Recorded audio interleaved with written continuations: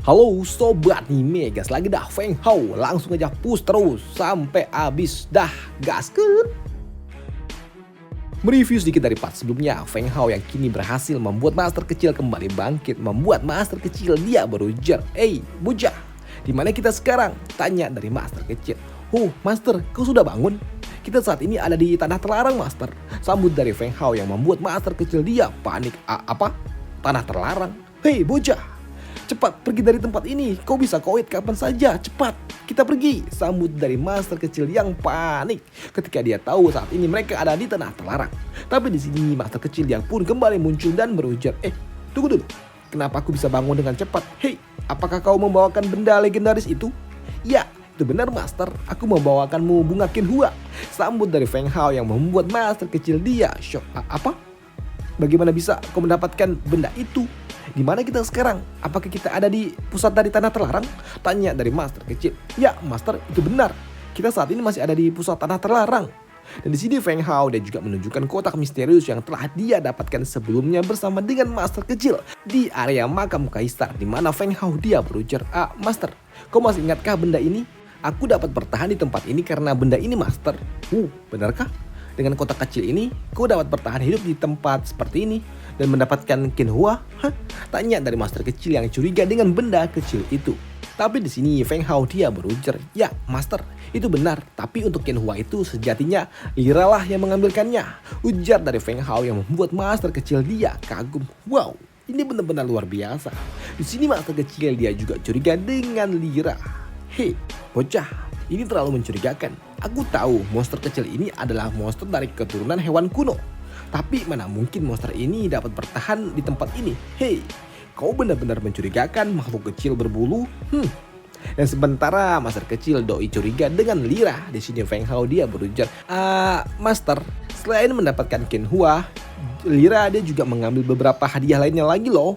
Ini ujar dari Feng Hao yang membuat master kecil dia langsung nimpukin Feng Hao dengan kotak-kotak giok miliknya, di mana dia juga kesal dengan Feng Hao. Hei bocah, bagaimana bisa kau meletakkan herbal-herbal gila itu begitu saja? Cepat kau masukkan ke dalam giok itu. Jika tidak, manfaatnya bakalan hilang, ujar dari master kecil. Namun karena telah mendapatkan beberapa Qinhua dan juga buahnya, master kecil dia bertanya, hei bocah, apakah kau sudah selesai? Apakah kau akan pergi dari tempat ini? Tanya dari master kecil. Ya, jika tidak ada urusan lagi, ya kita bisa pergi dari tempat ini, master. Kenapa, master? Apakah kau menemukan sesuatu yang berharga? Ya, tentu saja. Sambut dari master kecil. Semua bagian dari Qinhua benar-benar benda-benda yang sangat berharga. Bahkan daunnya saja dapat memperpanjang esensi kehidupan sebanyak 1 dekade. Maka dari itulah Feng Hao dia pun mengambil semua daun-daun Qinhua dan kini hanya tersisa air terjunnya saja. Dan itu membuatnya berujar, master, semua daunnya telah dipetik. Apakah airnya juga akan kita ambil? Ya, tentu saja bocah. Bungkus semua bungkus yang bisa dibungkus. Ambil semuanya, jangan mau rugi. Jangankan air terjunnya, tanah terlarang ini juga bungkus, sambut dari master kecil. Dan setelah membungkus semua yang bisa dibungkus, Feng Hao dia pun kini berjalan keluar bersama dengan master kecil. Di sini di dalam perjalanan itulah Feng Hao dia bercerita kepada master kecil kalau sebelumnya dia pergi ke pagoda petir dan menemukan sebuah pedang Excalibur, di mana master kecil dia mengatakan kalau itu adalah pedang milik orang-orang yang berasal dari tanah kudus. Dan ketika Feng Hao dia menceritakan kalau dirinya telah menggunakan pedang itu untuk menghadapi para bandit-bandit perompak, membuat master kecil dia kesal. Wah, bocah gila, apa yang kau lakukan? Pedang itu adalah pedang legendaris. Itu adalah pedang tingkat Emperor. Bahkan dengan kekuatan yang kau miliki saat ini, kau belum bisa menggunakan 1% kekuatan asli dari pedang itu. Dan jika orang-orang jahat melihat pedang itu, mereka akan menjadi gila untuk merebutnya, ujar dari master kecil. Dan kini selama Feng Hao berjalan keluar dari area tanah terlarang, kini mereka pun mengambil semua herbal-herbal yang dapat mereka temui di sepanjang jalan. Sedangkan di area terluar Feng Hao dia juga telah ditunggu oleh para kroci-kroci yang berjaga menanti kedatangan Feng Hao jika Feng Hao dapat lolos dari tanah terlarang. Dan setelah keluar dari area tanah terlarang, di sini master kecil yang dapat melihat para bandit-bandit itu membuatnya senang. Akhirnya keluar juga dari tanah terlarang ini. Benar-benar tekanan yang sangat mengerikan. Dan sekarang biarkan aku sedikit pemanasan setelah aku tertidur cukup lama, sambut dari master kecil. Tapi setelah aku menyelesaikan ini semua, berikan aku lagi Qinhua, oke? Sambut dari master kecil. Maka dari itulah tubuh Feng Hao dia benar-benar membara bosku, melepaskan aura master gila yang meluap-luap. Bahkan aura itu semakin hari, semakin lama semakin kuat, bahkan terus menguat, yang membuat para kroci ini pun tahu kalau nasib mereka benar-benar nasib yang sangat malang. Dibuang dong sama master kecil, dibuang masuk ke dalam area terlarang, dan jelas hal itu akan membuat mereka semua binasa. Dan setelah menghabisi para kroci itu, jelas langkah selanjutnya adalah merusuh ke Sekte Boyo. Siapa itu? Siapa yang berani menyerang Sekte Boyo? Ujar dari para murid-murid Sekte Boyo. Dan kedatangan Feng Hao yang mencari tetua 16 membuat orang tua ini pun datang. Dia datang langsung menyambut kedatangan Feng Hao. Tanpa diduga kalau kau akan datang langsung, bahkan tanpa Chenxi, kau berani datang ke Sekte Boyoku. Langsung koit dong, langsung digeprek sama master kecil. Si tua itu langsung koit. Dan karena urusan Feng Hao hanya untuk menghabisi si tua itu, maka dari itulah Feng Hao dia pun kini pergi meninggalkan tetua 16 dengan damai. Ini adalah akibatnya jika kau berani mengusikku, sambut dari Feng Hao sembari pergi meninggalkan tempat ini. Dan ternyata apa yang dilakukan oleh Feng Hao disaksikan oleh cucu dari tetua gila itu yang sepertinya dia akan menuntut balas di masa depan. Dan setelahnya Feng Hao dia pun pergi ke area tanah kosong untuk dapat berbincang-bincang santai dengan master kecil. Di sini master kecil dia pun kagum dengan perkembangan yang dimiliki oleh Feng Hao. Setelah 2 tahun, perkembanganmu sangat luar biasa pesat bocah. Di sini master kecil dia juga berujar, bocah, sepertinya tubuh fisikmu telah siap untuk dapat menerobos ke ranah puncak dari Wuzong. Dan kau cuma butuh beberapa sumber daya lagi. Hanya saja untuk saat ini master kecil dia ingin agar Feng Hao pergi ke daerah lainnya, karena sejatinya di tempat ini, di dinasti Jin, hanya kristal Wujin atau martial core lah yang bisa didapatkan. Tapi di tempat lainnya, contohnya di dataran Langshu, kau bisa mendapatkan benda yang berbeda. Mendengar hal itu jelas membuat Feng Hao dia pun bersemangat. Baiklah master, kalau begitu ayo kita pergi, sambut dari Feng Hao. Dan melihat Feng Hao yang sangat bersemangat membuat master kecil dia berujar, kau memang sangat luar biasa, dan sepertinya kau telah siap untuk mendapatkan harta karun tingkat psikis yang lainnya.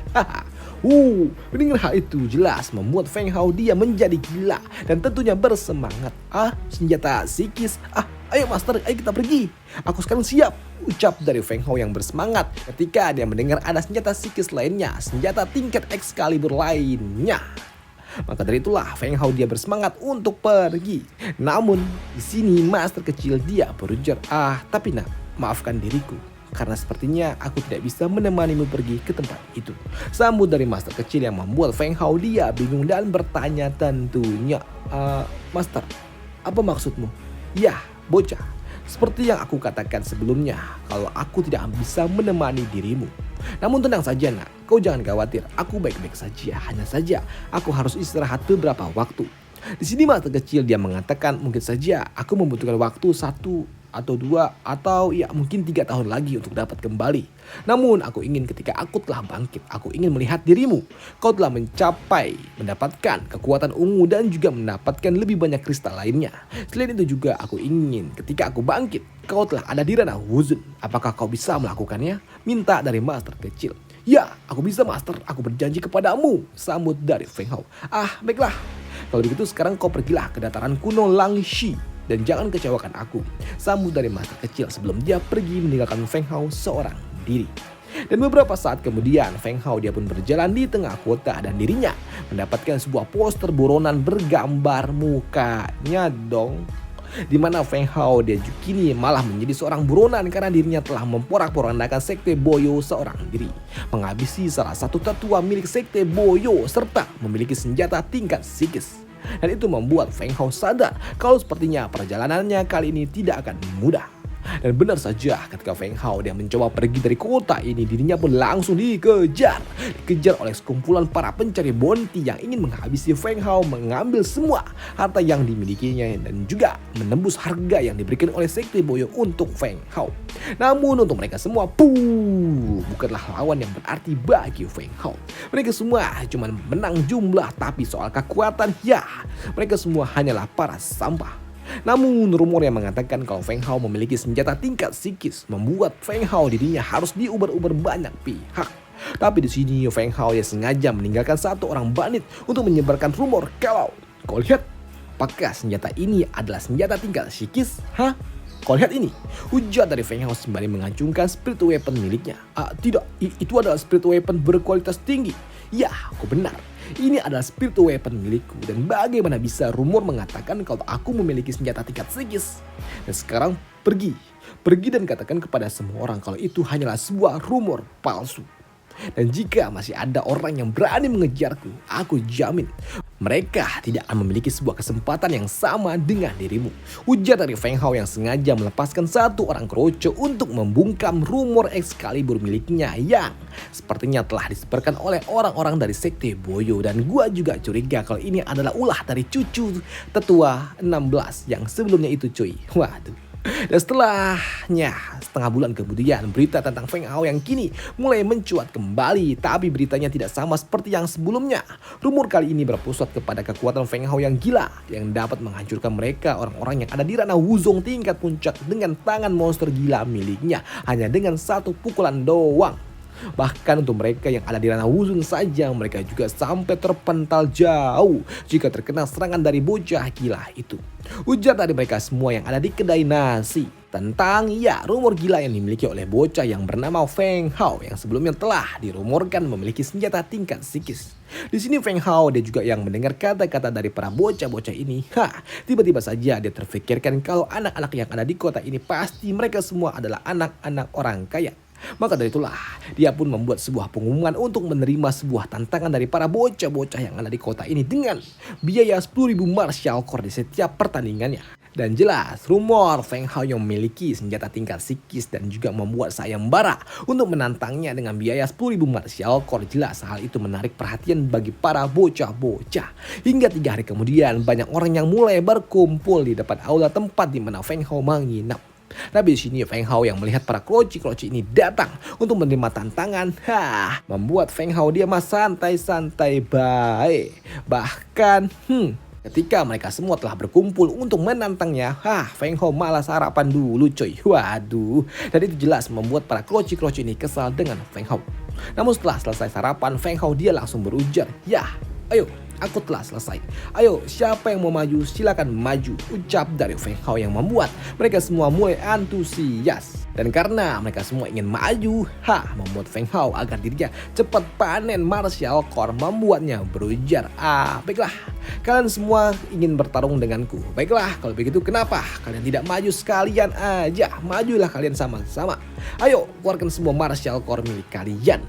Namun karena bakalan repot kalau maju sekali semua, di sini salah seorang tuan muda dia pun ingin maju dan dia berujar, aku punya 30.000 martial core. Ayo, akulah yang akan maju pertama. Namun karena di sini Feng Hao dia mengatakan kalau dirinya tidak memiliki senjata psikis. Dan jelas membuat mereka semua kesal. Apa? Kau tidak memiliki senjata psikis? Ya, aku tidak memilikinya. Bahkan aku juga tidak memiliki martial core. Dan aku cuman memiliki spiritual weapon. Dan jelas hal ini membuat taruhannya menjadi tidak menarik bagi para tuan muda itu.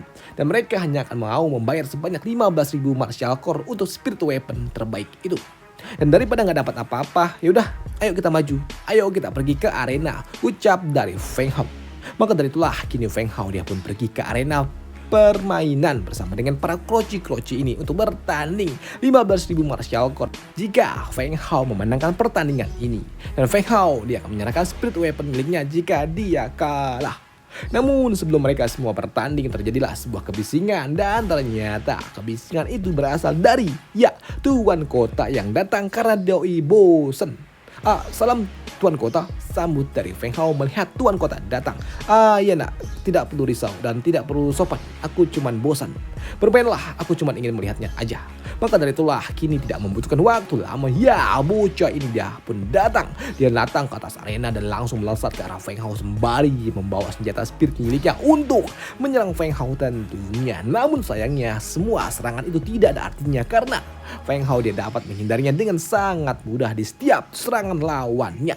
Feng Hao dia benar-benar dapat menghindarinya dan itu jelas membuat lawannya kesel. Kau, apakah kau cuma tahu cara berlari? Dasar pengecut, berhentilah kau berlari dan ayo bertarung dengan diriku jika kau berani. Namun untuk Feng Hao dia pun santai aja dan berujar, hei, menghindar? Ini adalah salah satu dari teknikku. Lakukan saja, serang aku jika kau memang bisa melakukannya. Sambut dari Feng Hao yang terus berlari. Mendengar hal itu jelas membuat bocah ini kesal. Diputar-putarin terus oleh Feng Hao. Feng Hao, kau pikir aku apaan? Si Kikochi ini dia melepaskan serangan membabi buta ke segala arah yang membuat Feng Hao dia pun terkena serangan brutal tanpa arah itu yang membuat mereka yang melihatnya tertawa. Bocah itu rasakanlah kau. Namun untuk Feng Hao setelah dia terkena serangan brutal yang gak ada arah itu, tapi Feng Hao dia pun tetap sama. Dia kembali bangkit dan terus berlari lagi, muter-mutarin bocah itu yang membuat lawannya kesal dan kembali melepaskan serangan membabi buta sama seperti yang sebelumnya. Namun kali ini Feng Hao dia pun tersenyum sebelum menghajar lawannya. Begitu dia melihat ada sebuah celah yang membuat lawannya langsung tersungkur. Kau sekarang kau telah kalah, sambut dari Feng Hao yang kini mengacungkan senjata miliknya. Jelas apa yang dilakukan oleh Feng Hao benar-benar mengejutkan bagi mereka yang menontonnya. Bagaimana bisa bocah itu yang awalnya cuma lari-lari menghindar kini tiba-tiba saja langsung menyerang secara tiba-tiba dan langsung membuat lawannya tersungkur. Dan karena Feng Hao telah memenangkan pertandingannya, jelas membuat tuan kota dia pun yang ada di tempat ini datang sebagai seorang penonton dan juga seorang juri, dan dia menyerahkan hadiah yang telah mereka janjikan sebelumnya. Nah, ini adalah martial core milikmu. Baik, terima kasih tuan kota, sambut dari Feng Hao. Namun karena di sini Feng Hao belum puas, dirinya pun mulai menantang siapapun bocah-bocah yang ada di tempat ini yang berani maju. Ayo maju, tapi ya maju tidak dengan tangan kosong, harus dengan martial corp sebelum satu persatu bocah-bocah yang menantangnya langsung tumbang hingga muncullah satu orang pemuda yang terlihat cukup kuat dan percaya diri. Dia datang naik ke atas arena pertandingan. Dan bocah ini dia dikenal sebagai Kinrun yang merupakan salah satu dari murid berbakat yang telah berhasil mengalahkan murid dari Istana Nebula. Dalam arti lain, bocah ini cukup kuat. Dan selesailah cerita kita di sini dulu, dan untuk pertarungan mereka dibahas di part selanjutnya. Dan sampai jumpa. Bye. Thank you.